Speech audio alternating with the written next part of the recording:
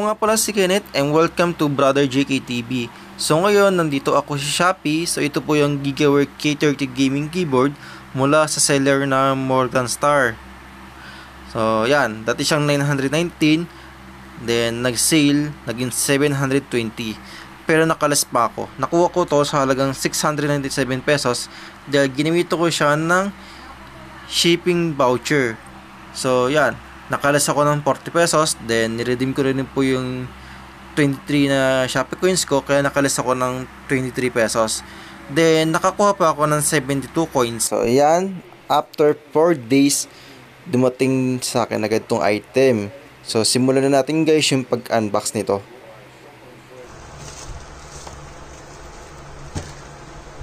So ito po yung package niya, sealed na sealed.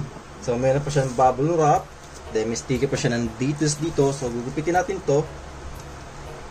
Excited na ako malaman yung laman nito. Unbox. Ang sarap ng feeling pagka nagkakat ka ng ganitong klase ng seal. So ayan, K30 fan. So sa harap niya nakalagay yung design ng keyboard. Ayan, may nakalagay siya gaming keyboard, gaming suspension backlit game keyboard, then fan K30 gaming mechanical keyboard. Ayan, sa bottom niya nakalagay dito ulit yung design ng keyboard. Then meron siyang gaming mechanical switches case. This is a blue switches nakalagay sa box. Then meron siyang alloy upper cover. Alloy daw, pero I don't know kung totoo to. Then meron siyang multiple lighting modes, adjustable po ito. Then meron siyang inside multimedia keys. So tignan natin kung ano na sa loob ng box, kung totoo ba siyang mechanical keyboard. So yan, ito yung laman sa loob. This is a keyboard. Then sa box meron siyang sheet of manual. So this is come with Chinese, pero meron siyang English translation, so black and white. Yan, nandito yung mga specs, functions. So yun lang, yan ito kailangan. Tapin na natin yan. So meron pa siya dito cover. So medyo parang lang, wala yung key puller. So, tanggalin natin yung para matesting natin. Ang ganda ng talaga guys, ng mechanical keyboard. Parang may ganun siyang clicky sound, tsaka malambot mag-type. So ayan, meron siyang game dito. Malalaki yung yung letter kumpara dito sa isa sa luma nating keyboard. So ayun pala sa likod yung key puller. Then meron din siyang stand para mas relax kayo mag-type kung sanay kayo mag-type sa sana medyo nakaangat. At tignan natin kung totoo itong mechanical switches. So sample tayo ng isa. So yun guys, nakita nyo, blue switches, tactile, clicky sound. So balikan natin to. Ay, mabalik.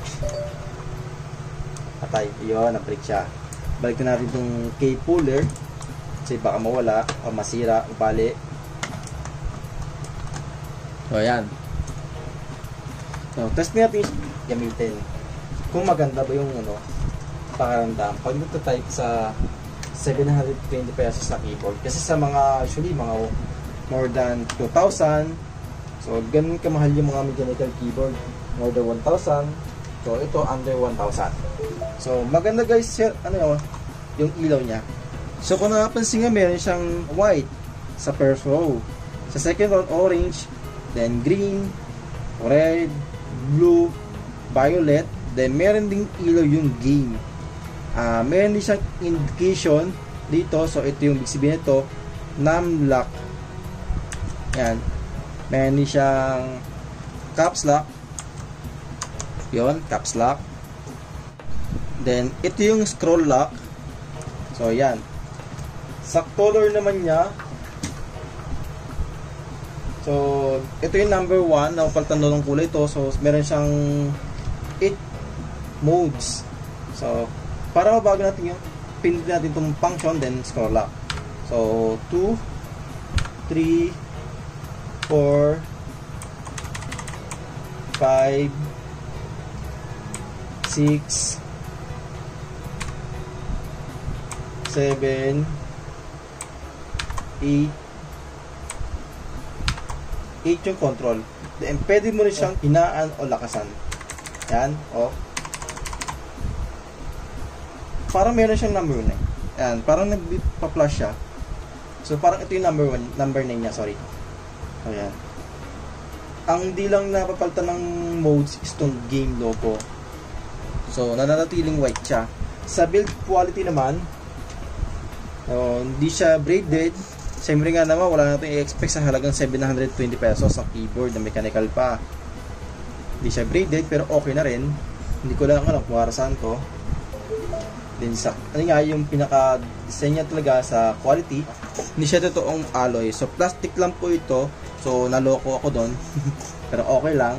At least, hindi siya peke na mechanical. So, pwede na. Not bad for 720 pesos. Masasabi ko, pwede na.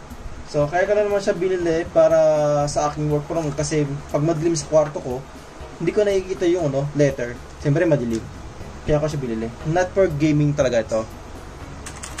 Yan. Ay, pagka mechanical, medyo clicky. Dito kasi sa membrane, yan. Medyo matikas. Dito malambot. Yun lang guys.